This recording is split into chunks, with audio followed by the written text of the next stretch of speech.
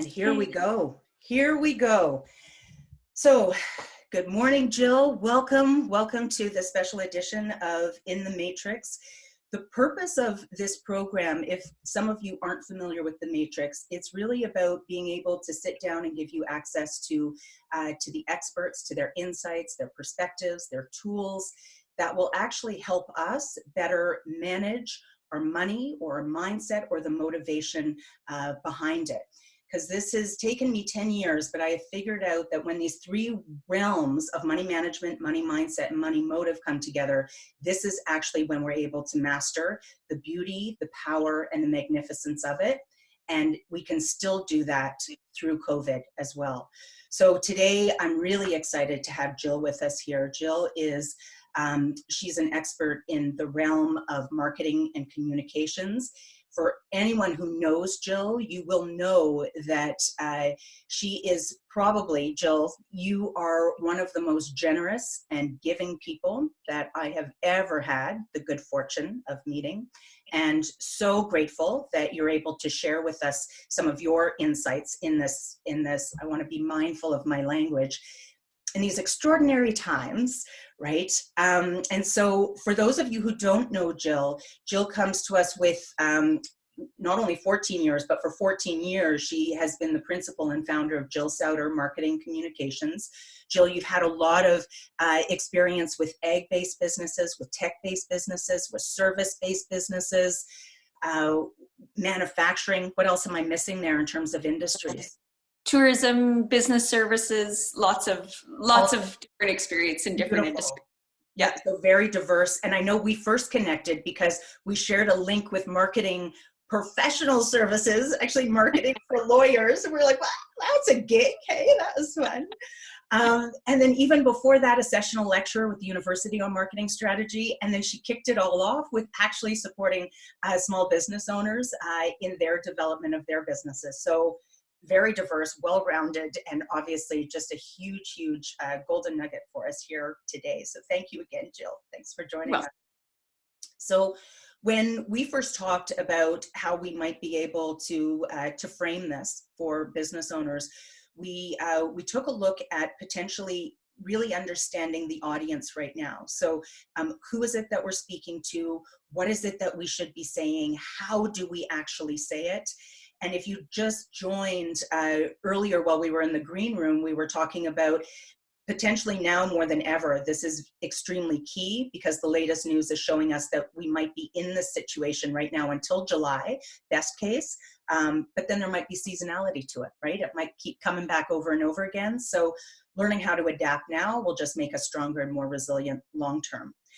So I am wondering, do you think maybe we could start off with, I know sometimes, and I know in the marketing piece that I put out, talked a little bit about strategy and how much I love strategy, and I could show you my 25 business plans, and this is exactly how we would do it.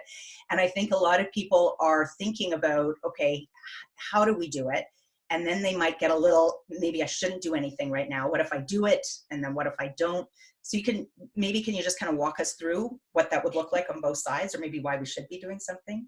Yeah, I think that part of the challenge when business owners get under stress, and you've been under a ton of stress recently, especially anyone with employees, I know that there's been lots of question marks, lots of really urgent support required.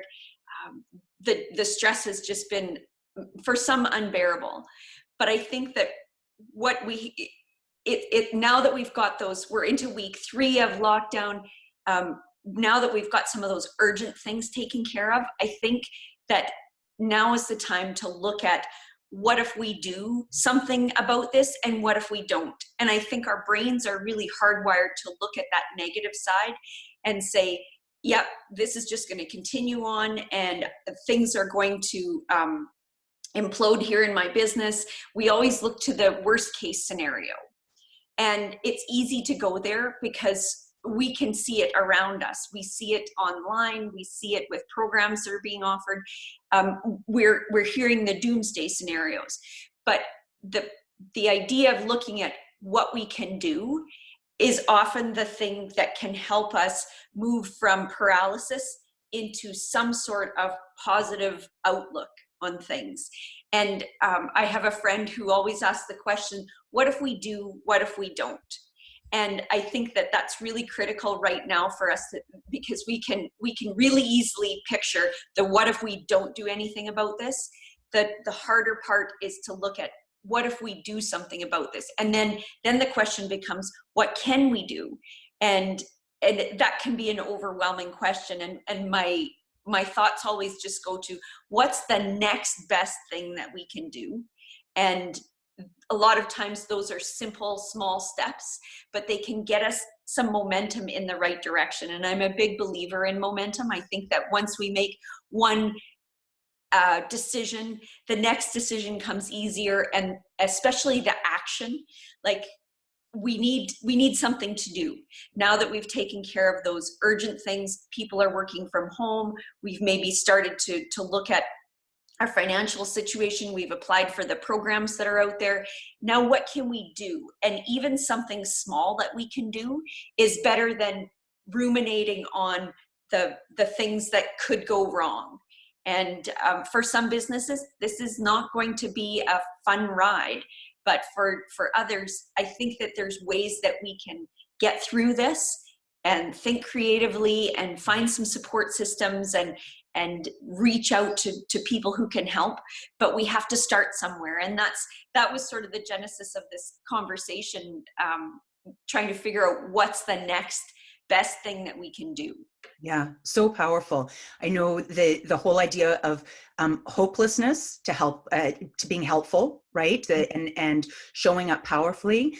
And I'm curious. Of course, I'm a huge advocate for the small steps because I see that in money all the time, right? People are so fearful and anxious about it usually, and they're like, "Oh no, I have way too much debt. I don't even know where to start." And it's just like you said, it's those really small little baby steps that are what add up, right? It's what gets us to the finish line. It's not that we take a big leap in a marathon. So I think that's super, super powerful.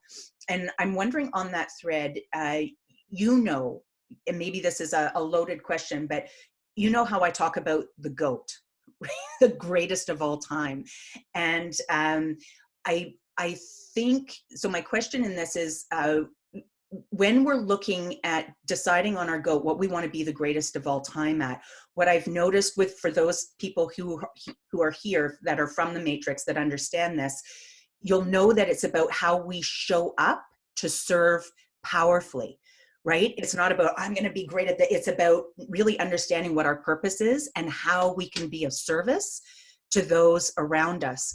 And it's really that point that you said about that becomes our tether. That becomes our rope up the mountain that we can hang on to that gives us that sense of purpose. Loaded question. Any idea where we might start to find that? I know for a lot of business owners, when they've built their brand should probably have this value proposition around, we are here to do this. But any thoughts on that?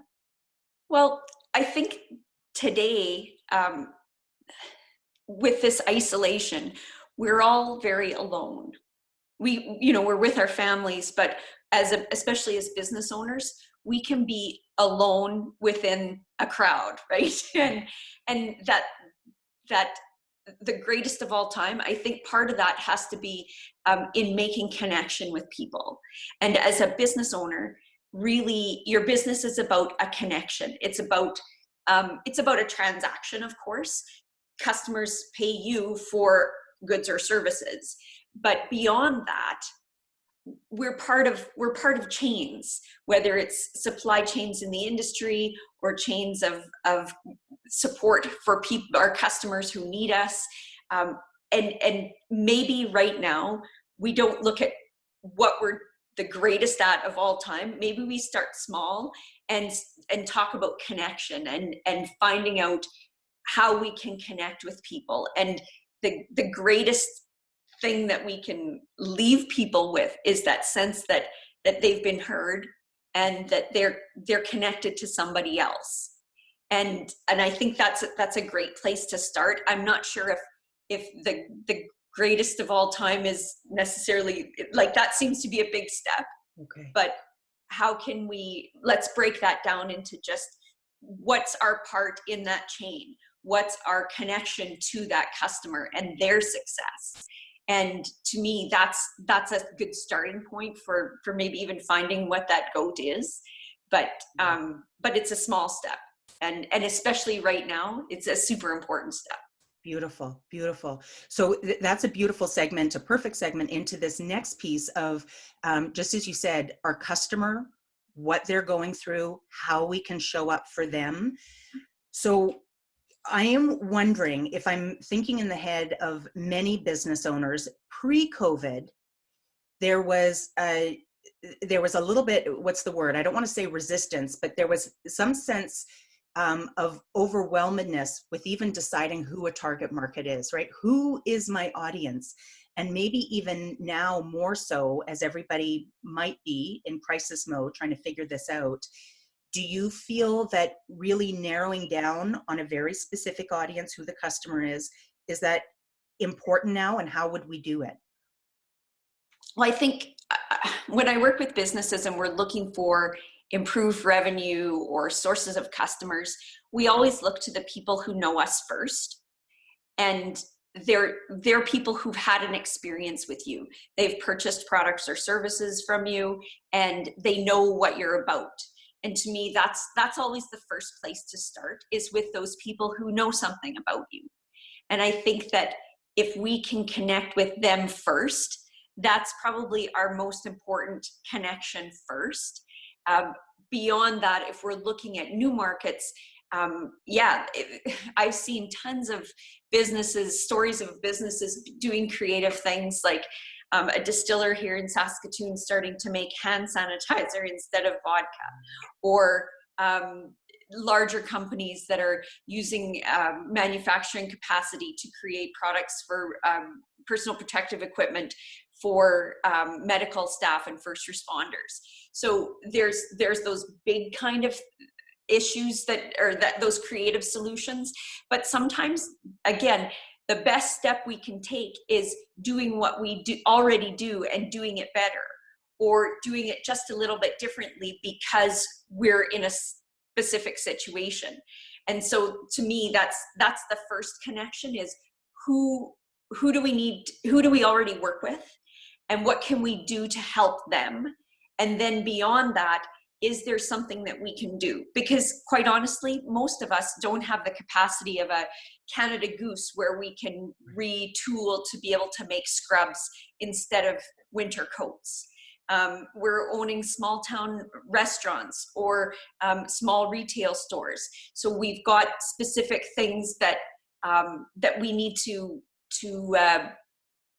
work with, right? We don't have the capacity to really expand into those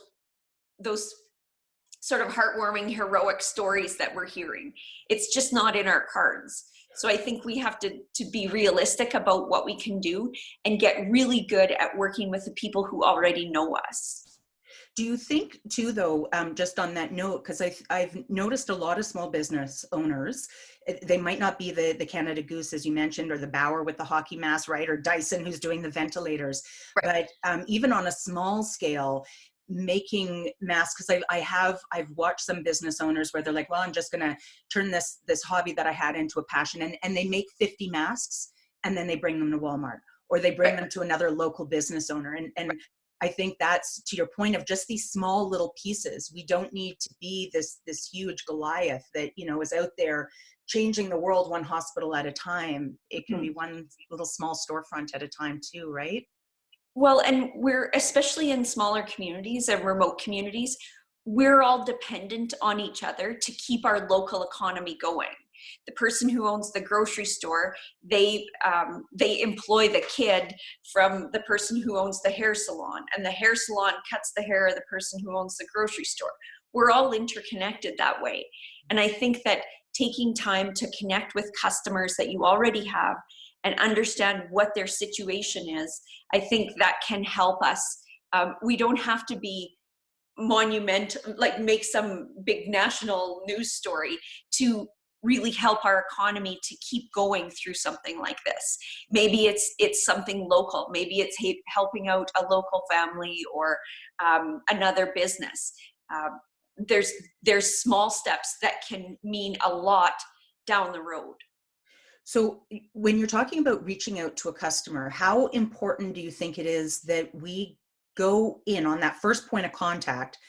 How important do you think it is that we're somewhat prepared, knowing that we won't have all the answers and we don't completely understand their world? But is it important to go in somewhat prepared with a better understanding of what their life experience might look like currently? And how would we do that? What are some tips that we could use to actually be able to better understand that? Well, I think the first thing is that we have to go in. We've always asked the question, how are you? And we ask that question without actually wanting the answer, which is funny, but that's sort of a habit we've developed, especially in Canada. And I think that what we need to do is, instead of asking, how are you, to a current client, we actually have to go in prepared for an answer. And it may not be a good answer, but you want to be able to understand where they're coming from. Sometimes that means, well, it means listening, right? It means asking a question and leaving space, especially for another entrepreneur, if that's who you're serving, or an individual, to share what their situation is. And I think that that's often missing in those calls. Like the last 2 weeks, especially 2 weeks ago, we were flooded with emails that just blurted out what every company was doing about COVID.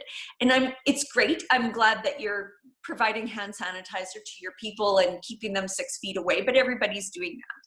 And I think that what they did was they pushed out information, and they didn't ask any of us how we were doing and actually give us this space to answer it. And I think that especially for small businesses, if you're like my business, I don't have a ton of clients. So it's easy to pick up the phone and just make that call and ask people, how are you? What's going on with you right now? And just give yourself the permission to spend that time with a customer.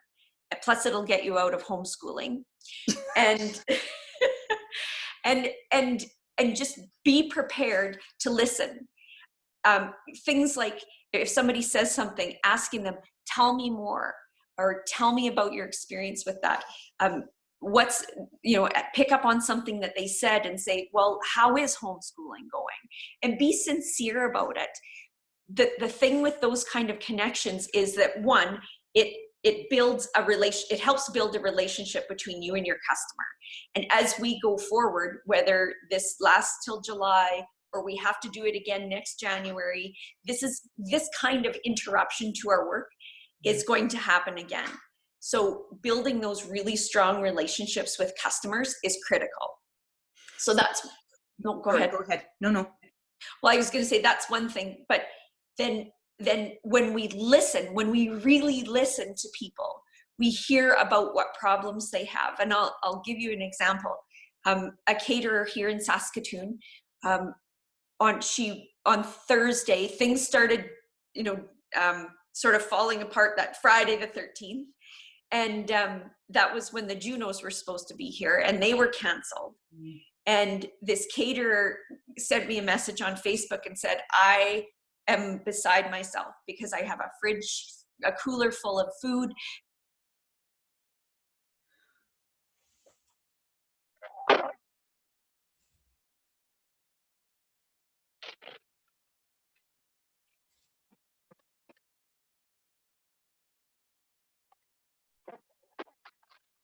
Jill, sorry, you're cutting out. Jill, can you hear us? We can't hear. Oh, I think there she is. You cut out for a second. I think we've lost your volume for.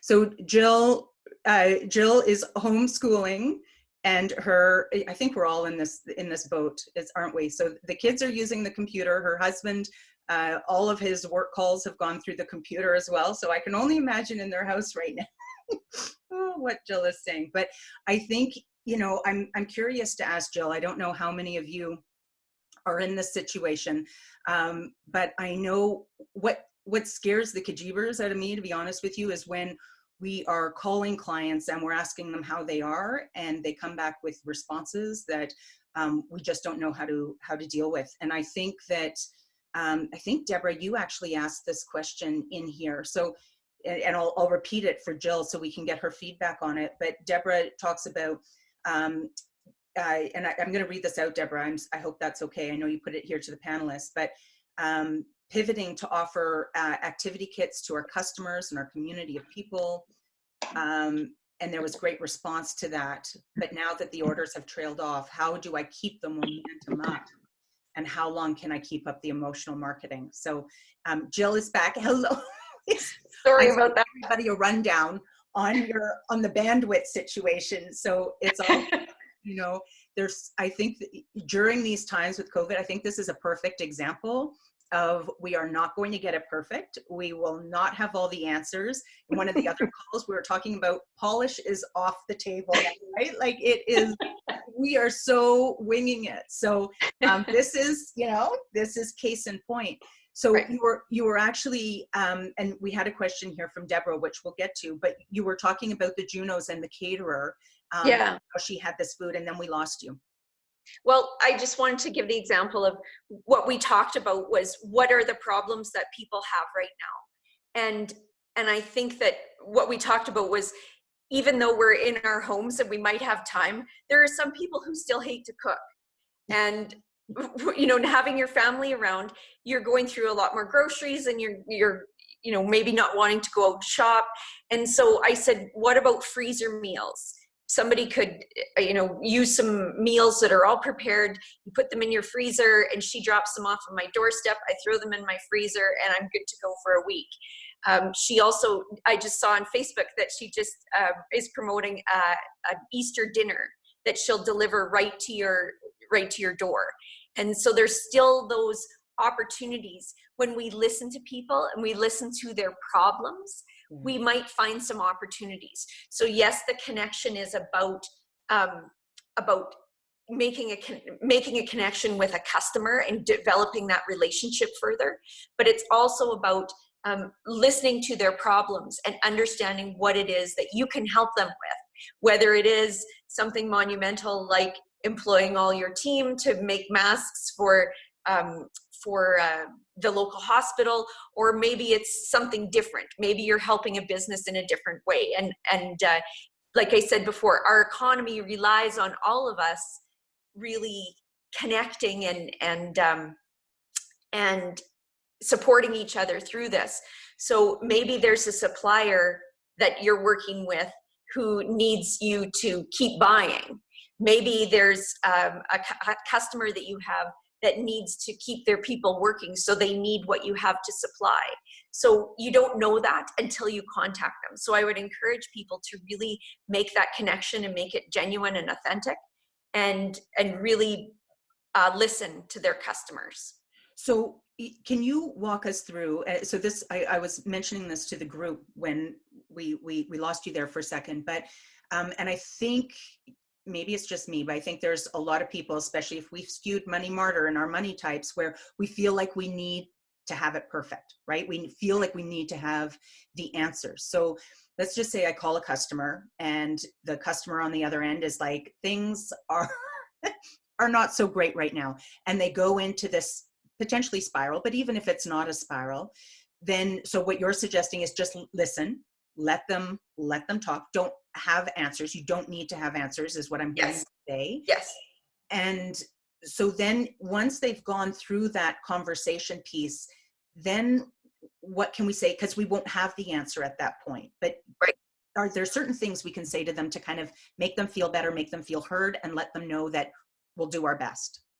Yeah, I think that again, it's that authenticity. I think we need to let people know that we hear them, and and if they're sometimes what you can offer them is not even just not even something related to your product or service. Maybe they say, well, I have to let my employees go, but I'd really love to apply for that subsidy. If you've already made that application, you can provide them with information. It's an easy program, but I would log on later in the day, because everybody in Eastern Canada will have gone through the application process. There's more capacity later in the day. Something like that. Or maybe they've got a problem, maybe they can't keep up and they need employees, because like a lot of grocery stores right now, they have employees with health issues and they don't want to work, and you can't force people to work, but maybe somebody who's out of work and would really like some work.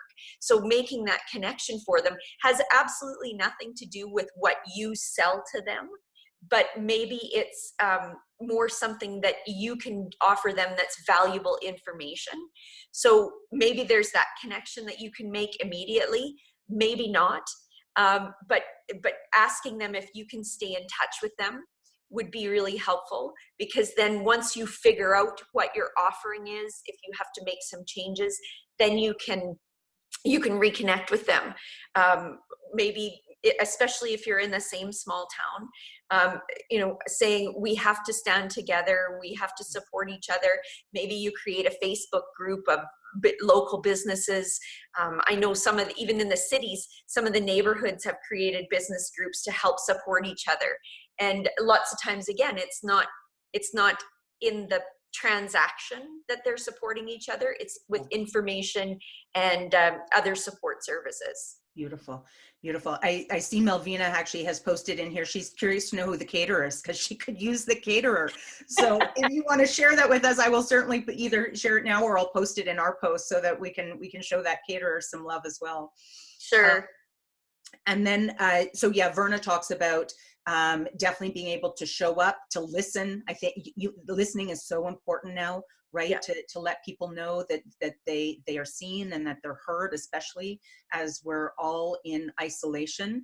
I think too, you bring up another really good point. I've noticed in my experience in the matrix that when you ask people what they need, right? Sometimes we get stuck in this, oh, this isn't working, this isn't working, this isn't working, this isn't working.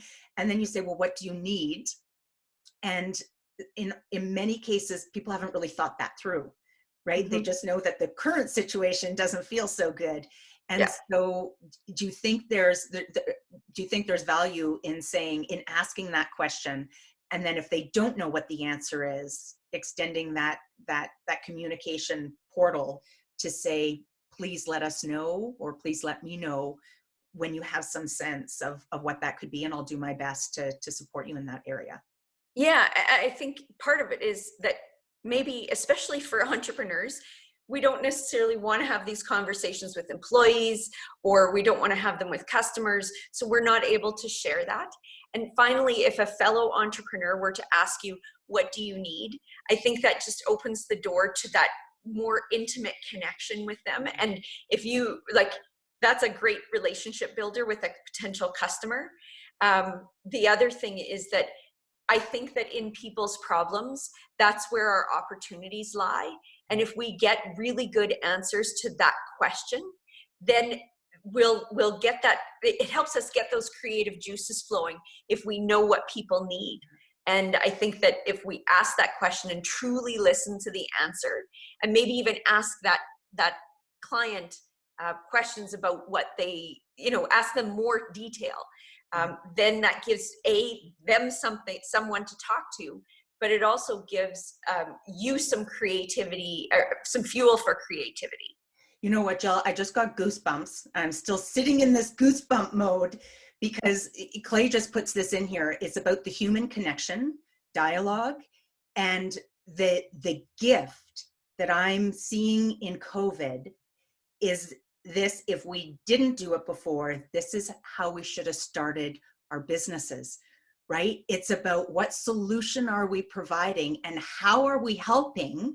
Right now we have to get super, super focused and laser focused on COVID, but to your point of how we started this call, turn hopelessness into helpfulness and just focus on how you can be of service to others, and all of the worry and how do I position the call, and how it all just fades away, right? Like it all Yeah. disappears. And I think, especially for a lot of us who are business owners, we might feel like we've lost our confidence because this is something completely out of our control. We can't control what's happening with COVID. We can't control for a lot of businesses, they can't control their operating situation.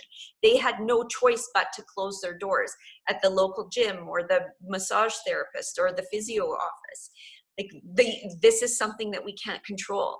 And if we can get some confidence back by being problem solvers for others, like I said, even if it's just a little thing like information on a program, or connecting them with an employee or a supplier that they can help with, or even giving them an idea about how they could, their business could thrive, or how their family can adjust to working at home, whatever it is. I think that it helps us build confidence and that momentum that we need to put that problem solver hat back on, because entrepreneurs that's why they started a business. They started it because they saw a problem, they saw a need, and they decided to do something about that. And if we can get back to that problem solving mode, that's action, that's proactivity. And I think that we need that feeling of that opportunity, or that feeling of being able to affect change that can really snowball into something bigger and bigger that can help us get through the tough times that we're having in our businesses. Yeah, no doubt. And so I'm assuming, we know what assumptions are, but the time to reach out to customers would be when? Right now. Yeah, one of the challenges that I find is that lots of especially small businesses, haven't been really good at keeping track of customers. How do I get in touch with them? They haven't been using that customer information. This is my marketing hat I'm putting on right now, but I think that maybe step one has to be, let's figure out how to track our customers. Let's figure out how to connect with them. And maybe it's digging out the old phone directory and starting to find phone numbers. Maybe it's calling around and or mining information that we had to find email addresses. I don't know what it is, but if you're locked in your house, it's a great time to update your database. No doubt, eh? No doubt. So take the marketing hat off, but anytime that we reach out to customers is a great thing, because we're showing that we care and we're asking them what they need. And I think that that's anytime we can do that, whether we're locked up with COVID or it's 6 months from now and we're not, this has become commonplace, but we're getting back to some sort of normalcy. Yeah. Asking our customers what they need is something that we should be doing all the time. But if we're struggling to figure out what to do, maybe that's a great place to start.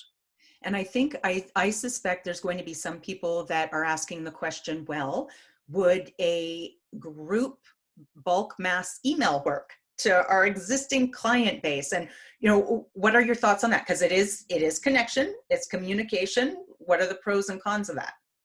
Well, I talked about it earlier. I think the emails that we all received from every place that we ever got on a mailing list, those communications were very impersonal and didn't offer me anything that I really needed. Yes, I'm glad that X business has hand sanitizer on every desk and they're operating more than 6 feet apart. But what does that offer me? What does that mean to me? And even, I guess the other thing is that, especially in that first week, our priorities were very, very small. Is my family safe? What is going on? How do I manage this? And so the world was very, very small for us in that initial time period. And so some of those emails from, a book service, or where I bought my jeans online, it was insensitive almost, because my world was so small. I didn't care about what somebody who does online sales was doing for their employees. Just not that I didn't care about the employees, but at that time, I was just focused on how do I get through this week? So now that we're beyond that, we are homeschooling, or the schools have started helping us out. We're adjusting to working at home. The initial shock for most businesses has sort of passed, and now we're looking for those solutions. Yeah. We're looking at how do we survive in this new normal, and I think that can help us to really look at this in an authentic way and say, now how are you doing? Now that the initial shock of all of this has passed, yeah. Let's get down to business here. How are you doing? What do you need? And we're past that point where everybody's priorities were something else. Now we're looking at our businesses and how our lives are. And yes, my friend really wants to know how she's going to get her roots done. And that's more of a priority this week than it maybe was 2 weeks ago. But it's important, right? So we have to figure out how we manage in this new normal, and connecting with customers, no matter what your product or service, I think will pay off. And we've sort of passed that point of panic, where I think that those mass communications were insensitive. Okay. And now we're getting to the point of people are trying to figure out how to live with this. So were you looking at me when you had the root comment? Is that what? No. I'm joking. But so what I'm hearing, correct me if I'm wrong, is maybe at this point it's best to reach out personally to each client one at a time. Yeah. Versus even though the bulk email will serve a purpose and a point later on, and being very mindful and respectful of the content and the sensitivity of the content that you're posting. But in this first chapter, if we're still in the first chapter, we might be a couple of paragraphs in, but it's still about showing up powerfully for an individual at a time, so that you can listen and you can hear what they are saying. That's the objective of why you're reaching out, to find out how you can be of service, not just about pushing content. Is that right?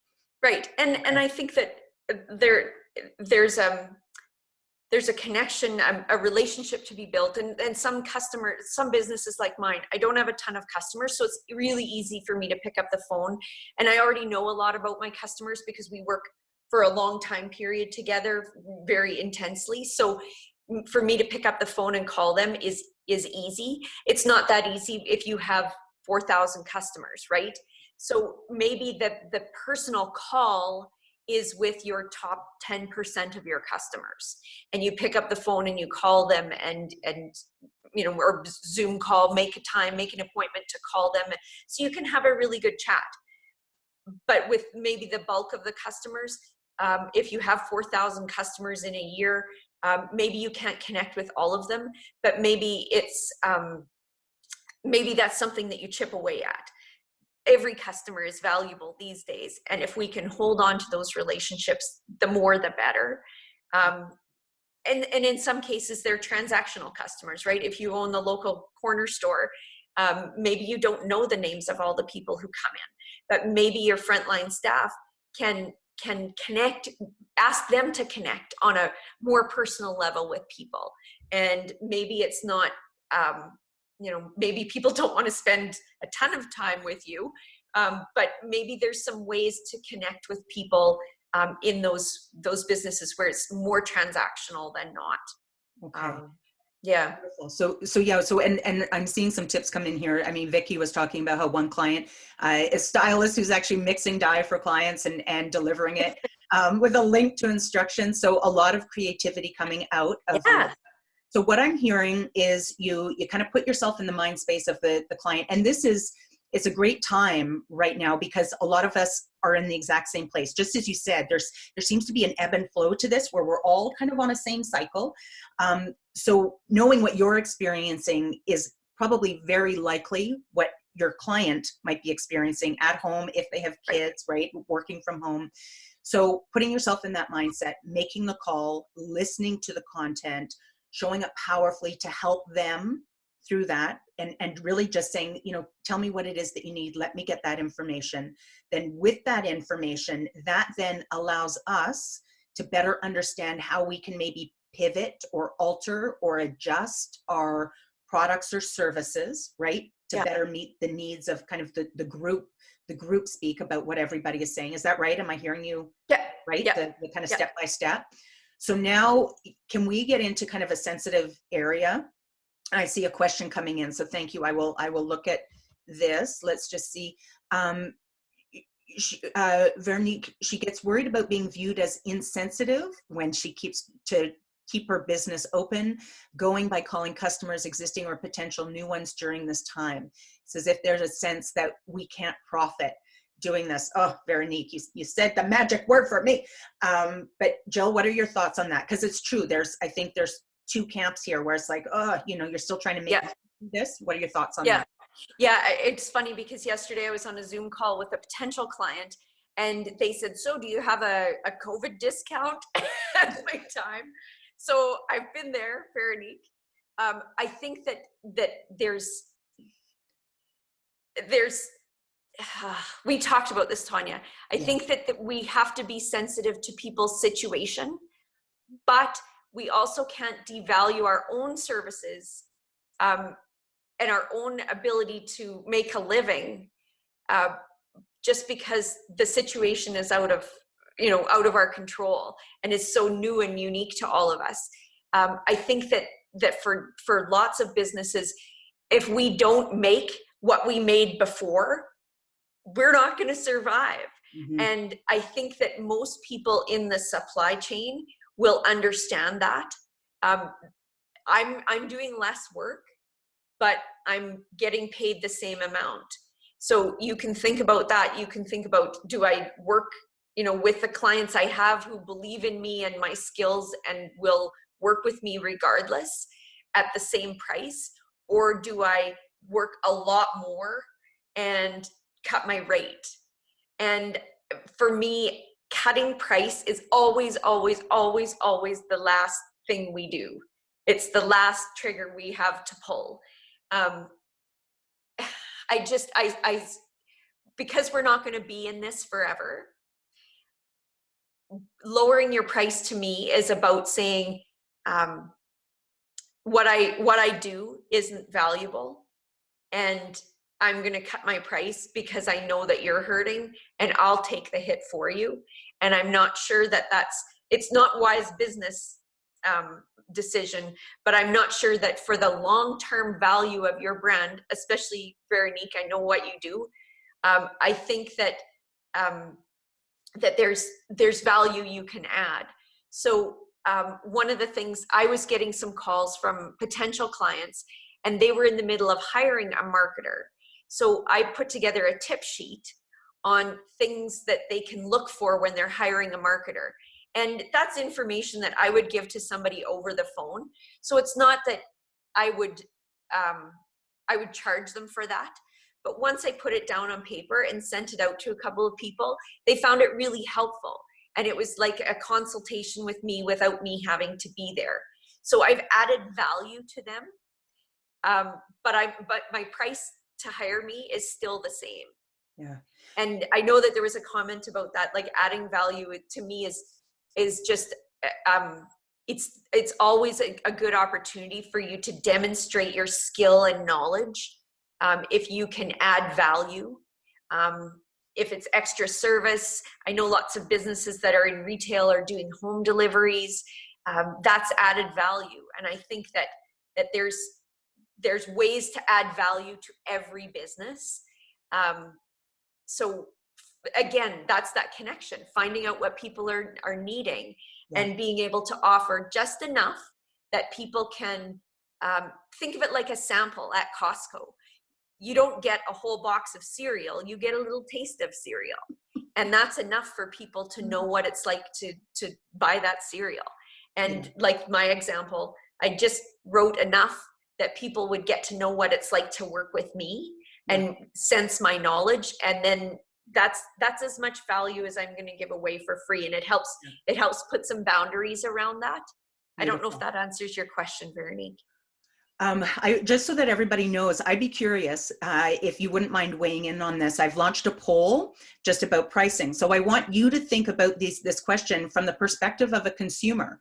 So as a consumer, would you be most receptive at this time through COVID to a business either increasing their price, anyone, keeping the price the same, discounting the price, providing pricing options, offering it for free, or donating a portion of proceeds to a cause? I'm just curious. I hope you can all see this. This is my first time doing a poll, but if you wouldn't mind just putting in your choice here, I'd be very curious to see where we end up. I don't see any votes coming in. So either you can't see this and I haven't done it correctly, which might be the case because still nobody coming in here, but I'll see what's happening there. Yeah, you can't see that. Okay.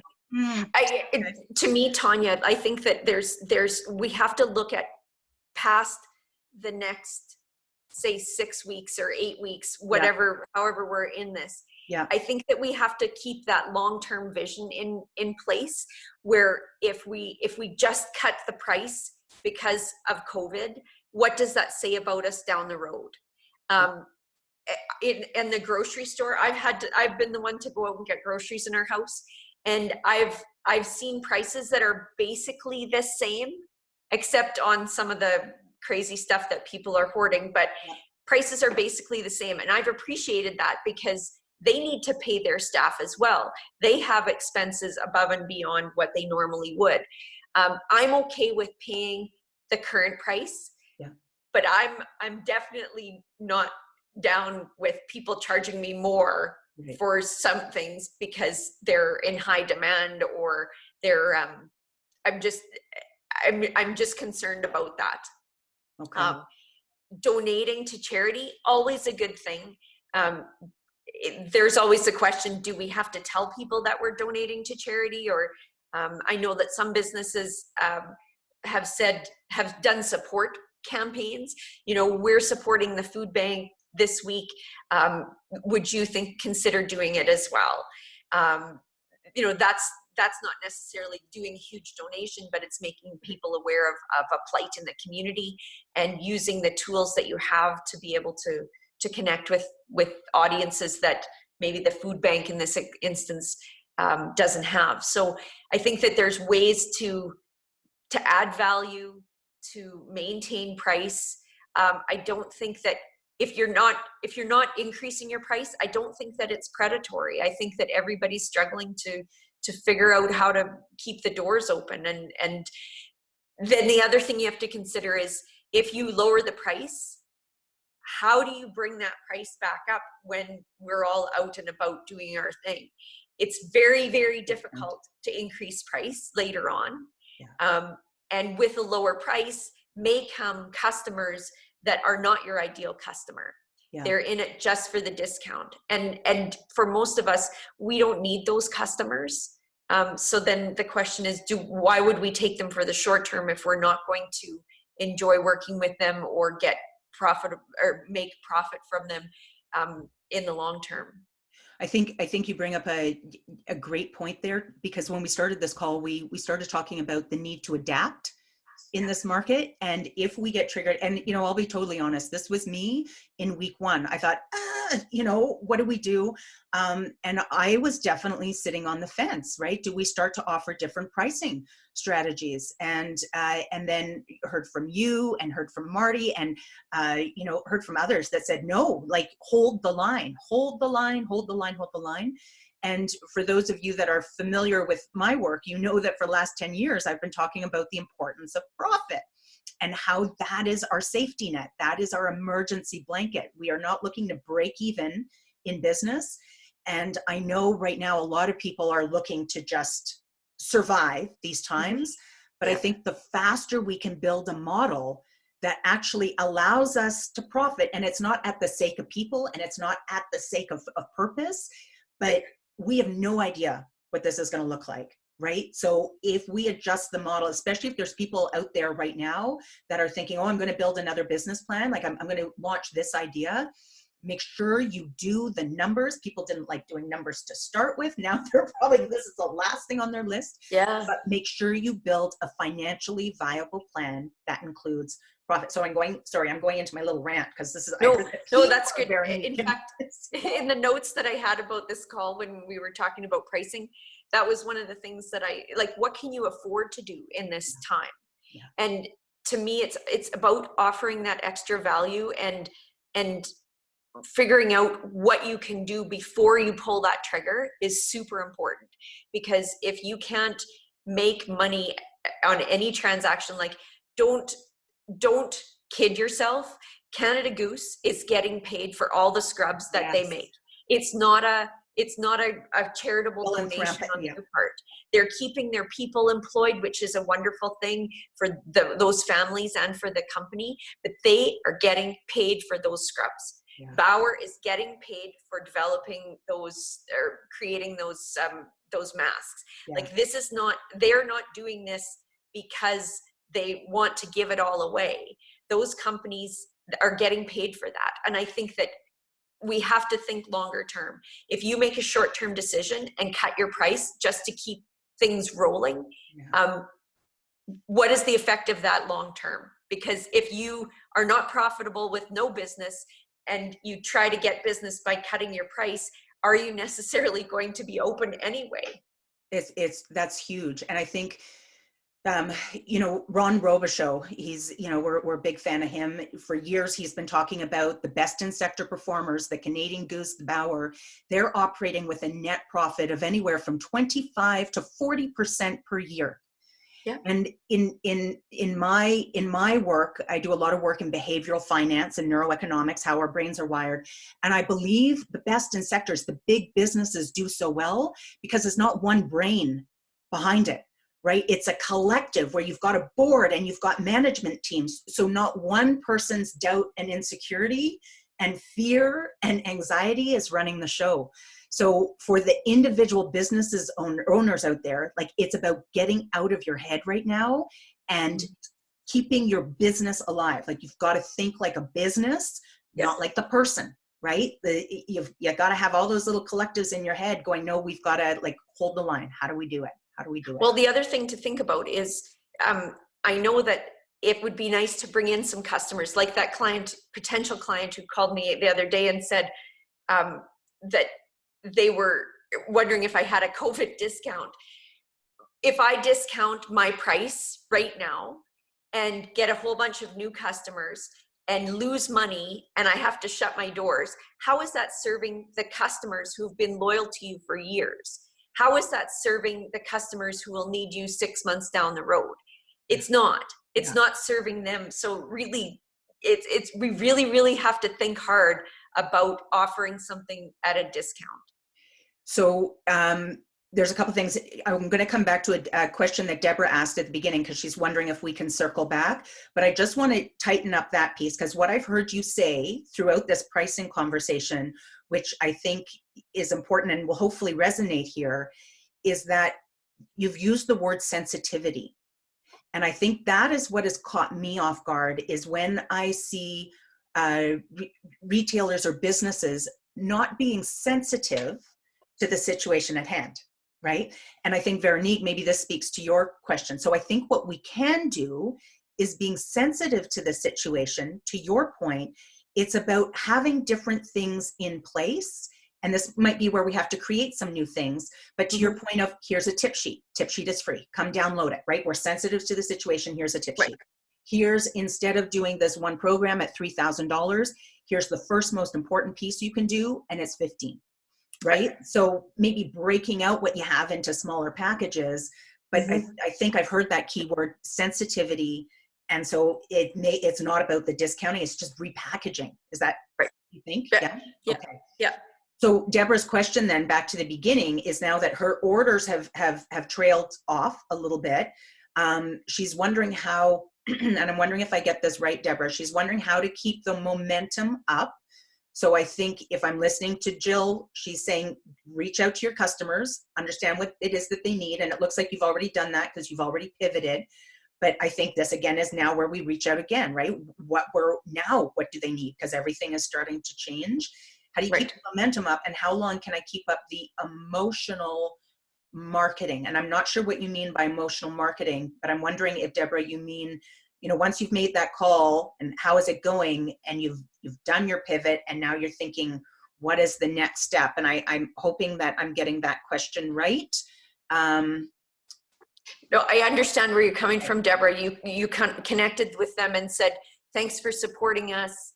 Do you want a meal delivered, or something like that? I think that there's been, that's that emotional marketing that you're talking about.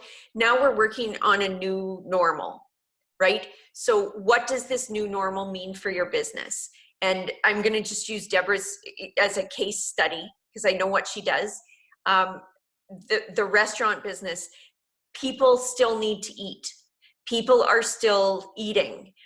There are businesses that are functioning that still need, their people need places to go and food to eat.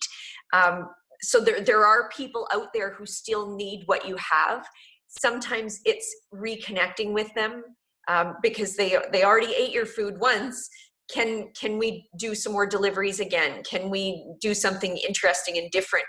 I know that the accounting firms are all working right now. They may be closed for deliveries, but they are all preparing taxes right now. So there are businesses where there are people working. So maybe it's connection with them. Maybe it's connection with your good customers, because you've got families who are customers, Deborah. Families are hitting the 3-week mark here, and things are not getting easier with homeschooling, and there's still some adjustment that's being made. And as we're getting into more working from home, maybe there's still maybe baking bread was really exciting for the first week, but now there's no yeast in the grocery stores. So now what are we going to do? And I've decided I hate making bread anyway, right? So I think that there's still adjustment going on. And it just takes that creativity and that connection with customers to understand what they need. And then maybe it's time to look outside of your current customer base at some new customers and try and identify that problem that they have maybe at work. So I hope that helps, Deborah. There's lots of opportunities. It's just maybe finding the right people and the right need for what you have to offer. I'm wondering too if in Deborah's language, what I picked up on there was, and again, no judgment on this because we are all in a very sensitive time right now. I picked up on the thanks for supporting us and thanks for keeping our employees and I completely get that. But if we pivot that again to say, how can we help you? Like, what can we do for you?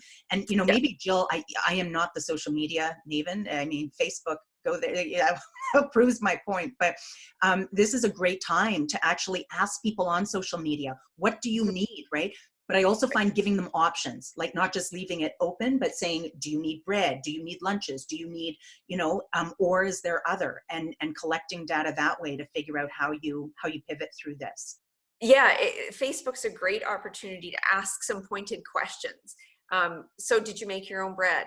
And then people will comment. They have nothing better to do, so they're answering polls online, asking them. So, are your kids making meals yet?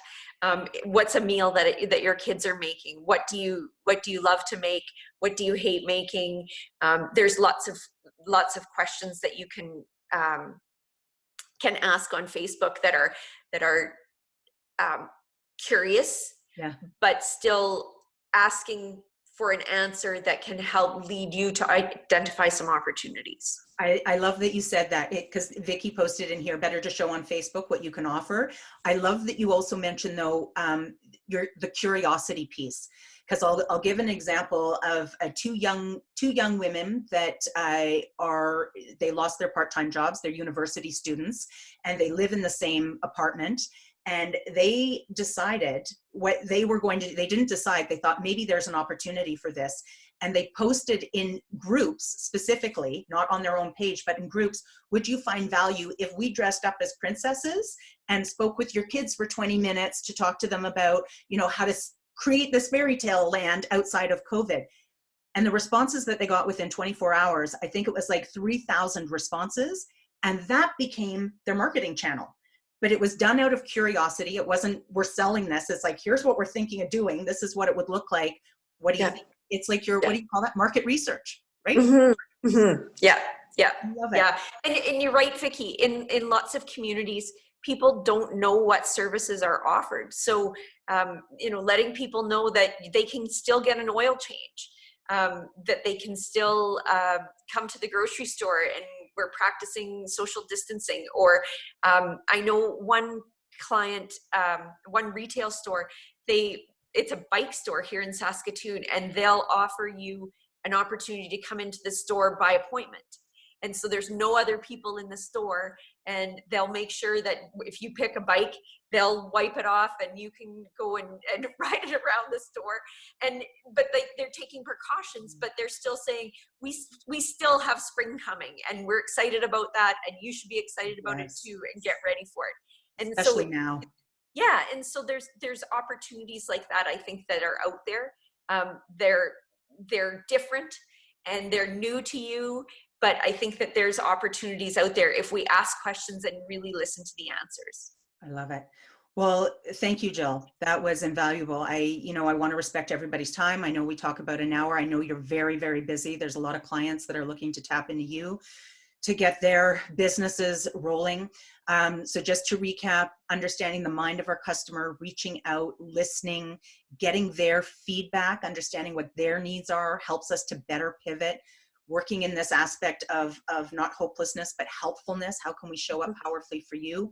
Great discussion on pricing, right? So I think what we took away from that is just sensitivity, but that doesn't mean discounting. It means value add, it means options, potentially some donation if you feel like that's important to you at this point.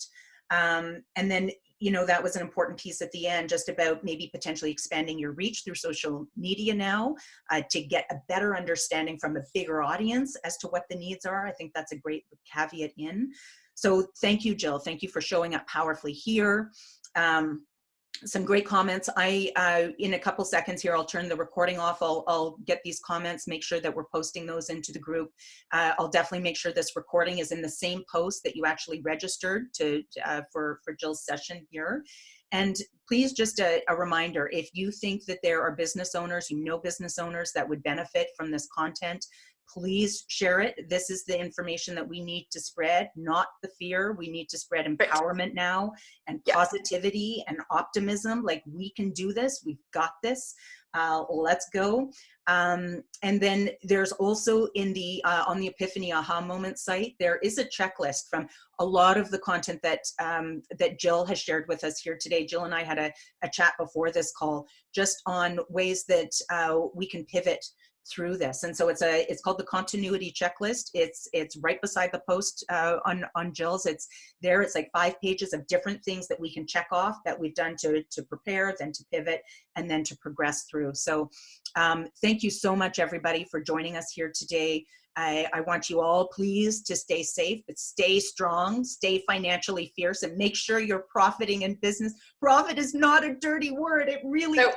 It never was. It is our safety net. It is our emergency blanket, and we need it now more than ever before. So thank you, everybody. Thank you for all the resources. I'll make sure that those get communicated out. And Jill, if you can let me know the name of the caterer, I'll pass that on to Melvina. Sure. Thank you all for showing up, everybody. Stay well, and we'll see you next time here in the Matrix. Thanks, everyone.